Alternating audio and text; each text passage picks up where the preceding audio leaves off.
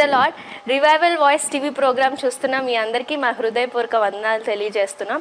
ఇప్పుడు మా నాన్నగారు బిషప్ కొత్తపల్లి సుధాకర్ పాల్ గారు వాక్యాన్ని అందిస్తుండగా మీరందరూ శ్రద్ధగా విని దైవ దీవెనలు పొందండి. విశ్వాసమే మన పరిస్థితులన్నిటిని మారుస్తుంది. విశ్వాసమే మన అవసరతలను కూడా తీర్చగలుగుతుంది. దేవునికి స్తోత్రాలు చెల్లిద్దాం. హల్లెలూయా. విశ్వాసం లేకుండా ఏ అవసరత, ఏ అక్కర కూడా మనకు తీర్చబడదు. దేవునికి స్తోత్రాలు చెల్లిద్దాం. జాగ్రత్తగా వినండి. విశ్వాసం లేకుండా ఏది కూడా మనం సంపాదించలేము. విశ్వాసం ద్వారా మనం ఏదైనా సాధించగలం. దేవునికి స్తోత్రాలు చెల్లిద్దాం. ఒక వాక్యాన్ని మనం చూద్దాం. విశ్వాసంతో ఎలాంటి కార్యాన్ని వాళ్ళు పొందారో మనం చూద్దాం. చూడండి, అందరూ కూడా మత్తయి రాసిన సువార్త 17వ అధ్యాయము 24వ వచనం నుంచి మనం చదువుకుందాం. వారు కపెర్నహూమునకు వచ్చినప్పుడు అరషకేలు అను పన్ను వసూలు చేయువారు పేతురు యొద్దకు వచ్చి, మీ బోధకుడు ఈ అరషకేలు చెల్లింపడా అని అడుగగా చెల్లించుననెను. దేవునికి స్తోత్రాలు చెల్లిద్దాం. మరి యేసు ప్రభు వారి లోకంలో ఉన్నప్పుడు అనేక ప్రాంతాలకు వెళ్ళి అనేకులు స్వస్థపరిచి, ముందు చూస్తే చాంద్ర రోగం కలిగిన ఒక చిన్న బిడ్డను స్వస్థపరిచారు. అది విశ్వాసం ద్వారానే. శిష్యులు అడుగుతారు, అయ్యా ఎందుకు మేము స్వస్థపరచలేకపోయామంటే మీ అల్ప విశ్వాసం అది జరగలేదని చెప్పడం జరుగుతుంది. ఆ తర్వాత కొంతమంది వచ్చి, ఏంటి మీ బోధకుడు పన్ను కట్టడా అని చెప్పి అరషకేలని చెప్పి అడగడం జరిగింది. సరే అని చెప్పి పేతురుతో మాట్లాడిన తర్వాత పేతురు ఏం చేశాడంటే ఆ మాటను తీసుకుని లోనకి చెప్పడానికి వస్తున్నాడు. 25వ వచనం. అంతటా అతడు ఇంటిలోనికి వచ్చి మాటలాడక మునిపే యేసు ఆ సంగతి ఎత్తి. దేవునికి స్తోత్రాలు చెల్లిద్దాం. ఇక్కడ ఒక సత్యాన్ని మీరు గుర్తించండి. మనం ప్రభు సన్నిధిలో కూర్చుని ప్రార్థించినప్పుడు కానీ, ఇలాగా ఈ యొక్క 5 రోజులు ప్రతిష్ఠించుకుని ప్రభు పాదాల దగ్గర కూర్చున్నప్పుడు, ఒకవేళ మన సంగతులు ఎవ్వరికీ చెప్పకపోయినా మన హృదయంలో ఉన్న బాధ, వేదన సంగతి మొత్తం కూడా ప్రభుకి తెలుసు. దేవునికి స్తోత్రాలు చెల్లిద్దాం. ప్రభుకి సమస్తము కూడా తెలుసు. ఇది ఇంటి బయట జరిగింది. వాళ్ళు వచ్చి అడిగారు, ఏంటి మీ బోధకుడు పన్ను కట్టడా అని చెప్పి అడిగారు. పేతురు అన్నారు, ఎందుకు కడతాడు ఖచ్చితంగా అని చెప్పి లోనకి చెప్పడానికి వస్తూ ఉండగానే ఆయన చెప్పకముందే ప్రభు ఏం చేశాడంటే ఆ సంగతిని ఎత్తాడు. దేనికి స్తోత్రాలు చెల్లిద్దాం. చాలాసార్లు మనం అనుకుంటాం మనం చెప్తేనే ప్రభువుకు తెలుస్తుంది కాబట్టి బాగా చెప్పాలని భలే విశదీకరించి చెప్తాం, మంచిదే. కానీ ఒక సత్యం ఏంటంటే ప్రభువుకి అన్నీ కూడా తెలుసు. నువ్వు ఏ బాధ గుండా వెళుతున్నావు, ఈ నెలలో నువ్వు ఏం కట్టాలో ఆయనకి తెలుసు. ఆయనకి మరుగైంది ఏది కూడా ఈ లోకంలో లేదు. దేవునికి స్తోత్రాలు చెల్లిద్దాం. అందుకే ఒక మాట ఉంది చూడండి, కీర్తనలు 139వ కీర్తనలోకి రండి. 2-3 వచనాలు. యెహోవా, నీవు నన్ను పరిశోధించి తెలుసుకొని ఉన్నావు. నేను కూర్చుండుట నేను లేచుట నీకు తెలియను. నాకు తలంపు పుట్టక మునుపే నీవు నా మనస్సు గ్రహించి ఉన్నావు. అబ్బా, దేవునికి స్తోత్రాలు చెల్లిద్దాం. మీకు ఇల్లు కావాలని ప్రభువుకు తెలుసు, తెలుసా తెలీదా? ఆరోగ్యం కావాలని ప్రభువుకు తెలుసా తెలీదా? మీ లైఫ్ మంచిగా సెటిల్ అవ్వాలని మీరు అనుకుంటున్నారని ప్రభువుకు తెలుసా తెలీదా? ఇక్కడ భక్తుడు రాస్తున్నాడు ఎంత చక్కగా, నేను కూర్చోవడం తెలుసాయా, నేను నుంచోవడం నీకు తెలుసు. చాలామంది ముసుకేసుకుని సెల్ ఫోన్ చూస్తూ ఉంటారు. మా అమ్మ నాన్న చూడట్లేదు, ఆ చీకట్లో వెలుతురు పడట్లేదు, ఏం బాధ లేదు, చక్కగా దుప్పడ కప్పేసుకుని లోన్ చూడొచ్చులే అనుకుంటారు. ఒకవేళ తల్లిదండ్రులు నువ్వు మభ్యపరచవచ్చు, కానీ ప్రభువు యొక్క కన్నులు నువ్వు మూయగలవా? మీరైనా నేనైనా ప్రభు కన్నులను మనము ఎంత మాత్రం కూడా. అందుకే ఆయన సర్వాంతర్యామి అంట. సకలము చూడగలిగిన దేవుడు, ఆయన అన్నీ చూచే దేవుడు. ఇక్కడ అంటున్నాడు, కూర్చోవడం తెలుసు, నేను లేచుట నీకు తెలియను. నా తలంపు పుట్టక మునుపే నీవు నా మనస్సు, నా నడకను నా పడకను నీవు పరిశీలన చేసి ఉన్నావు. నా చర్యలన్నిటినీ నువ్వు బాగుగా తెలుసుకుని ఉన్నావు. యెహోవా, మాట నా నాలుక రాకమునుపే అది నీకు పూర్తిగా దేవునికి స్తోత్రాలు చెల్లిద్దాం. హల్లెలూయా. మీ గురించి పూర్తిగా తెలిసింది ఆయనకి. నీకెంత జ్ఞానం ఉందో ఆయనకి తెలుసు, నీకెంత తెలివి ఉందో ఆయనకి తెలుసు, నువ్వు కష్టపడ్డావో లేదో ఆయనకి తెలుసు. నీ ఆలోచనలు, నీ తలంపులు సమస్తం కూడా ప్రభువుకు తెలుసు. అందుకే పేతురు లోనికి రాకముందే ప్రభు ఆ సంగతి ఎత్తి ఏం చేశాడంట, మాట్లాడడానికి ప్రయత్నించాడు. కాబట్టి ప్రభు సన్నిధికి మనం వస్తూ ఉన్నప్పుడు ఖచ్చితంగా ప్రభు మన పరిస్థితి అంతా కూడా చూస్తూ ఉన్నాడు. ఆయనకి తెలుసు నీ గుండెల్లో ఉన్న బాధ, నీ గుండెల్లో ఉన్న వేదన. లేక ఇంకా నేను చెప్పాలంటే తెలుసా, మీరు పడుతున్న ఆ శ్రమ యొక్క బరువు, ఆ రుచి, ఆ తీపి, లేకపోతే ఏమన్నా తెలుసా, అవన్నీ కూడా ఆయనకి తెలుసు. దేవునికి స్తోత్రాలు చెల్లిద్దాం. ఆయనకి తెలియంది ఏది కూడా లేదు. కొన్నిసార్లు ప్రభువుకు తెలుసా, ప్రభువు తెలుసుంటే బాగుండేది కదా. సమస్తము తెలియ. He knows everything. He knows everything about you, your future. మీ కొరకు ఉద్దేశించిన సంగతులు నేను ఎరుగుదును. రాబోవు కాలముందు మేలుకరమైన ఉద్దేశములే కానీ హానికరమైనవి కానీ. దేనికి స్తోత్రాలు చెల్లిద్దాం. హల్లెలూయా. అంటే ప్రభు మన జీవితంలో ఏది అనుమతించినా, ఏది చేసినా అది మన మేలుకే కాదు కానీ ఎంత మాత్రం కీడుకు కానీ. ఒకవేళ లోకానికి అది నష్టంగా అనిపించవచ్చు, లోకానికి అది కీడుగా అనిపించవచ్చు, లోకానికి అది చాలా ఒకవేళ ఏంట్రా అని ఏంటి ఇలాంటి శోధన వచ్చింది, వేదన వచ్చింది అనుకోవచ్చు. కానీ ప్రతిదీ కూడా ప్రభుకు తెలుసు. ప్రభుకు తెలియకుండా ఏది జరగదు. ఏది చేసినా మన మంచి, అంతా మన మంచికే, అంతా మన మేలుకే. దేనికి స్తోత్రాలు జరు. అందుకే యోబు అన్నాడు, యెహోవా ఇచ్చెను యెహోవాయే. అసలు యాక్చువల్గా యెహోవా అక్కడ సాతానుగాడు కుయుక్తిగా యోబు నిన్ను దూషిస్తాడు, చూస్తూ ఉండు, నేను పెట్టిన శోధనలకి ఏ విధంగా నీ ముఖం మీద తిట్టి వెళ్ళిపోతాడు అనుకున్నాడు. కానీ ఆయన ఆ పని చేయలేదు. ఏం జరిగినా కానీ ఒకే మాట, దేవుని స్తుతించాడు అంతే. దేవునికి స్తోత్రాలు చెల్లిద్దాం. ప్రభువుకు తెలియంది ఏదీ లేదు. వాళ్ళు వచ్చి ప్రభువుని, మీ బోధకుడు పన్ను కట్టడా అంటే వాళ్ళు పన్ను అడుగుతారని తెలుసు. ఇంకోటండి, కాలముయు సమయములు ఆయన స్వాధీనంలో ఉన్నాయంట. కాలం ఆయన స్వాధీనంలో ఉంది, సమయం కూడా ఎవరి స్వాధీనంలో ఉంది? ఆయన స్వాధీనంలో. కాబట్టి ప్రభువు సమస్తము ఆయనకి, ఆయన జ్ఞానాన్ని పరిశోధించే వాళ్ళు ఎవరు కూడా లేరు. దేవునికి స్తోత్రాలు చేయాలి. ఇంకో మాట చూపిస్తా చూడండి, మత్తయి సువార్త 10వ అధ్యాయం 30వ వచనం చూడండి ఒకసారి జాగ్రత్తగా. నీ తల వెంట్రుకలన్నీ లెక్కింపబడి ఉన్నవి. దేవునికి స్తోత్రాలు చెప్పండి.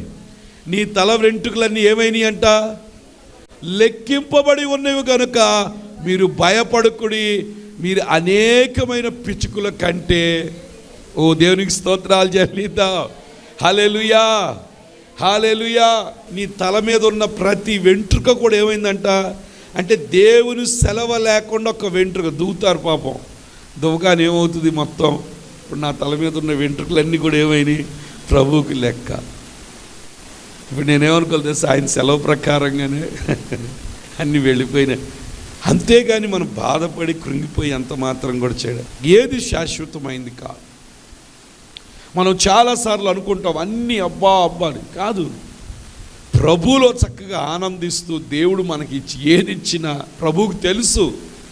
కాబట్టి దాన్నే పట్టుకుని వెంటాడుతూ కృంగిపోవటం కన్నా, ప్రభువా నీకు నా వెంట్రుకలు కూడా నువ్వు లెక్కించావు నాయన, నేను అన్నిటికంటే కూడా పిచ్చుకలన్నిటికంటే నేను శ్రేష్ఠుణ్ణి, నేను ఈ స్థితిలో ఉన్నా ఐఎమ్ ద బెస్ట్ అనాలి. దేనికి స్తోత్రాలు చేయలేదు.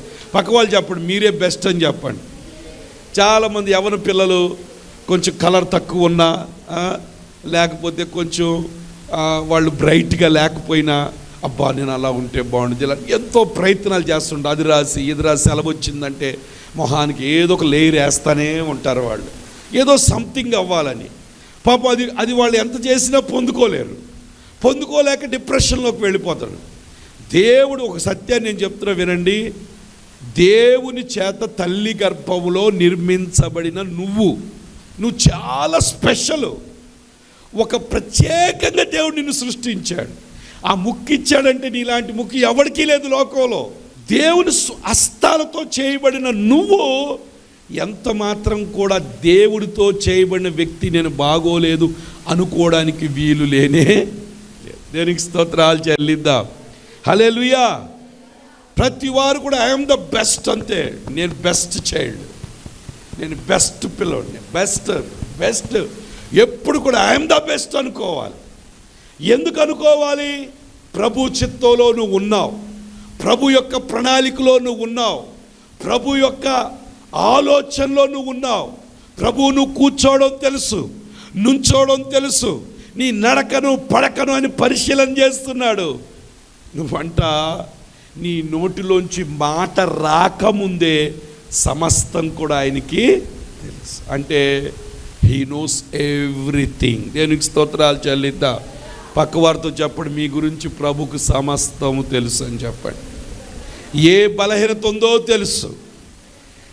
డాక్టర్కైనా ఇంకా మిమ్మల్ని ఎంఆర్ఐ స్కానింగ్లు తీస్తే కానీ ఎక్కడో చెప్పగలుగుతారు, కానీ ప్రభుకి ఎగ్జాక్ట్ స్పాట్ తెలుసు. ఎక్కడ ఏం జరుగుతుందో ఆయనకి తెలుసు. ఆ యొక్క స్పాట్ లేకపోతే ఆ పరిస్థితిని, ఆ యొక్క శరీరంలో ఉన్న ఆ భాగాన్ని దేవుడు బాగు చేయగలడు, నిలబెట్టగలడు. వస్తున్న నొప్పి కూడా ఆయనకి తెలుసు. దేవునికి స్తోత్రాలు. అది పోవాలి అంటే నువ్వేం చేయాలో తెలుసా? ఆయనే నిన్ను బాగు చేస్తాడని నువ్వు నమ్మాలి. దేవునికి స్తోత్రాలు. ఇక్కడ పేతురు అయ్యో పన్ను అడుగుతున్నాను, అయ్యో యేసయ్యని ఏం అడుగుతాను అని చెప్పి పక్కింటికి లప్పు తెచ్చాడా? చెప్పండి నాకు. యేసయ్యకే వచ్చి చెప్పాడా లేకపోతే ఎవరికైనా చెప్పారా? ఇప్పుడు సపోజ్ కాలేజీలో ఫీజు కట్టాలి, గబగబా మనకు ఫస్ట్ గుర్తొచ్చేది ఏంటి తెలుసా? ఎవరి దగ్గరికి వెళ్ళి అప్పు అడుగుదామా అని. ఇప్పుడు పన్ను కట్టాలి, పేతురు యేసయ్యని అడక్కోకుండా, యేసయ్యకి చాలా పరిచయాలు ఉండుంటాయి కదా, అక్కడికి వెళ్ళి తెచ్చి కట్టేసి యేసయ్య ముందు గ్రేట్గా, యేసయ్య ఒక పని చేశారు వాళ్ళు లేరారు. ఏంటంటే, నేను బయటికి వెళ్ళానా, వాళ్ళు పన్నోళ్ళు వచ్చారు, నీకు నాకు పన్ను అన్నారు, నేనేం చేశాను, పక్కన మన యోహాన్ దగ్గరికి వెళ్ళి ఒక షెకెల్ తీసుకొచ్చి నీకు నాకు పన్ను కట్టేశాను. ఎలా కట్టాడు? అప్పు తెచ్చాను.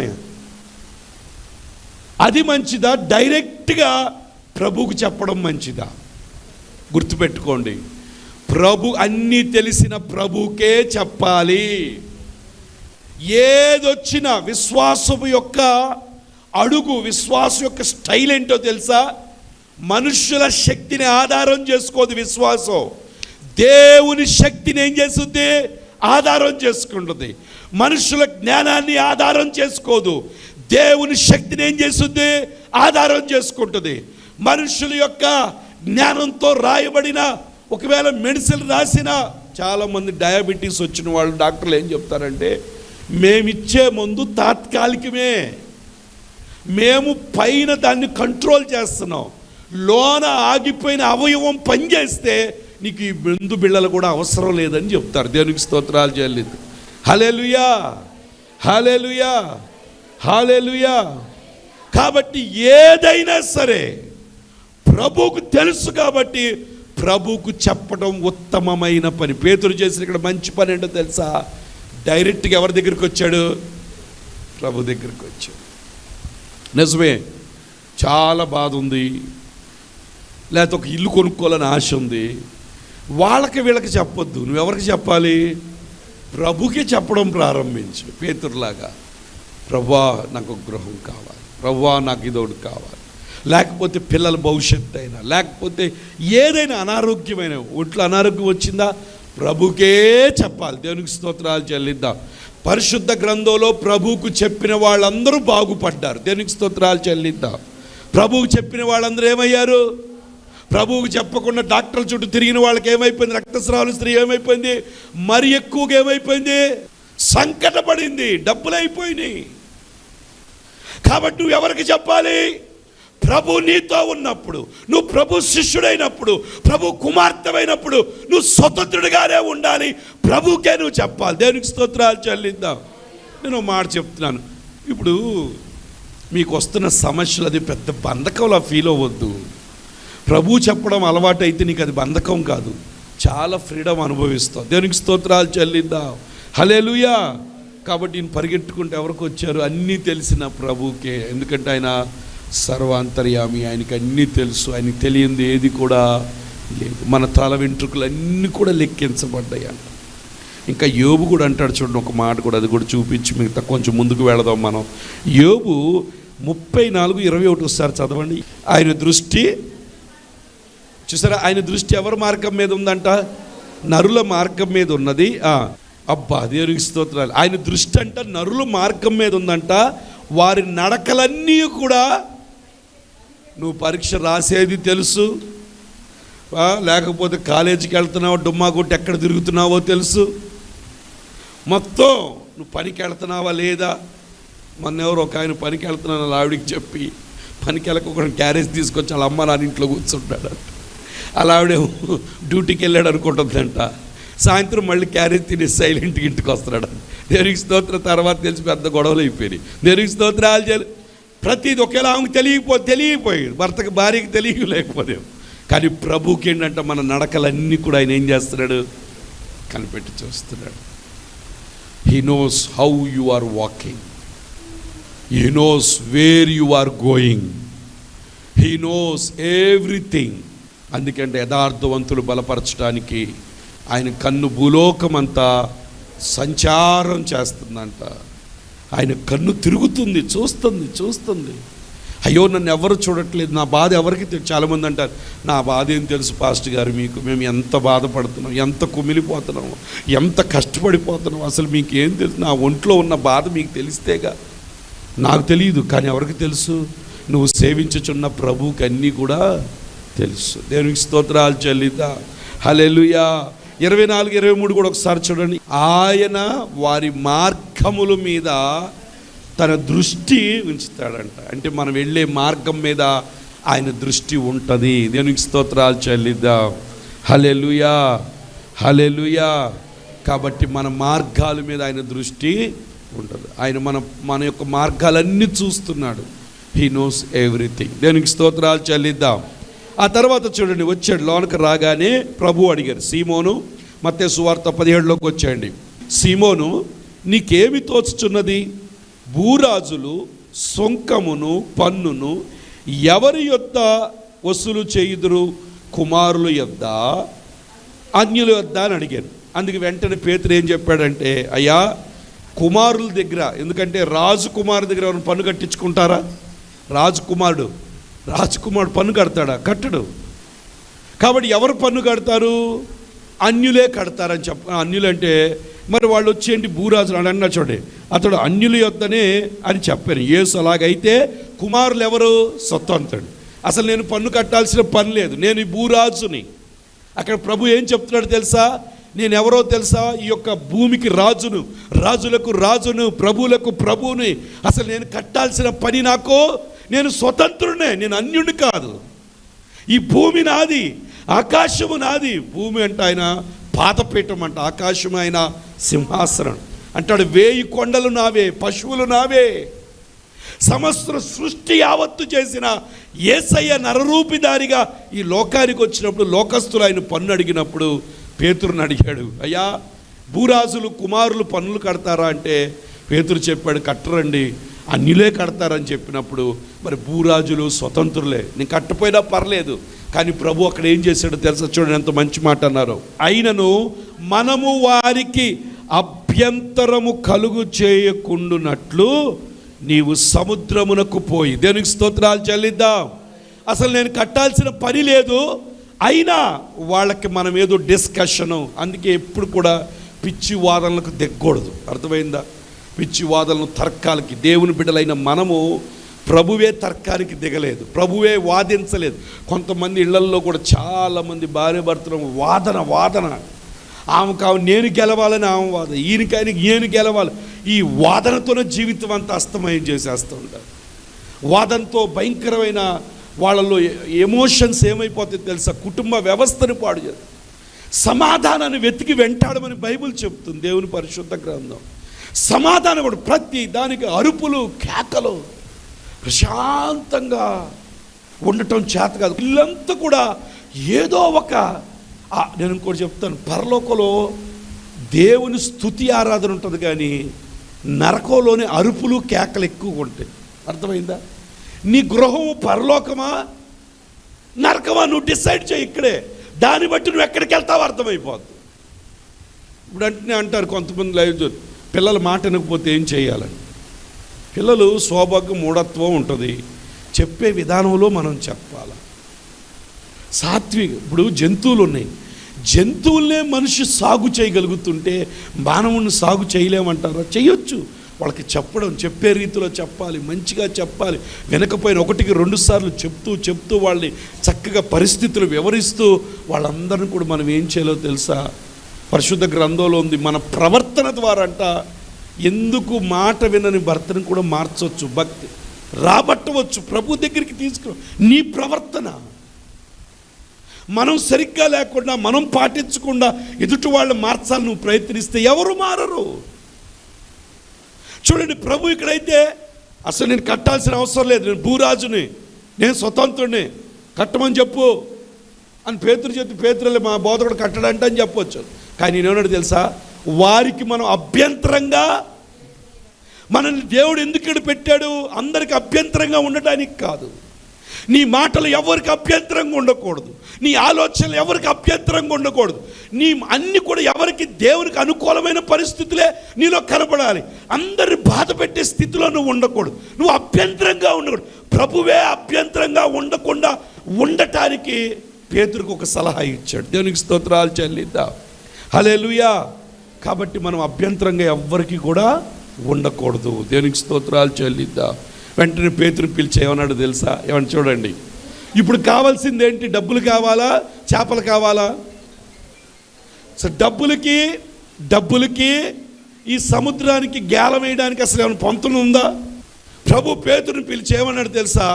ఇదిగో నువ్వు సముద్రంకి వెళ్ళి గేలం వేసి చేపను పట్టమన్నాడు. దేవునికి స్తోత్రాలు చెల్లిద్దాం.